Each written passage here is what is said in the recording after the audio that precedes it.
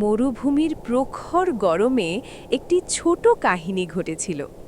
সেই মরুভূমিতে এক কৃষক, একটি কবুতর আর একটি উট একসাথে বসবাস করত। চারদিকে ছিল শুধু বালি, প্রচণ্ড গরম আর পানির ভীষণ অভাব। একদিন তীব্র গরম আর অসহ্য তৃষ্ণার কারণে কৃষক অসুস্থ হয়ে পড়ে এবং হঠাৎ বেহুশ হয়ে যায়। এই সংকটময় সময়ে কবুতরটি খুব চিন্তিত হয়ে পড়ে। তখন সে একটি বিশেষ পানির উদ্ভিদ খুঁজে পায় এবং তা মরুভূমির বালির মধ্যে রোপণ করে। অবাক করার মতো ভাবে সেই উদ্ভিদটি খুব দ্রুত বড় হতে থাকে এবং কিছুক্ষণের মধ্যেই সেখানে একটি পানির ঝর্ণা সৃষ্টি হয়। ঝর্ণা থেকে ঠান্ডা পানি বের হতে শুরু করে।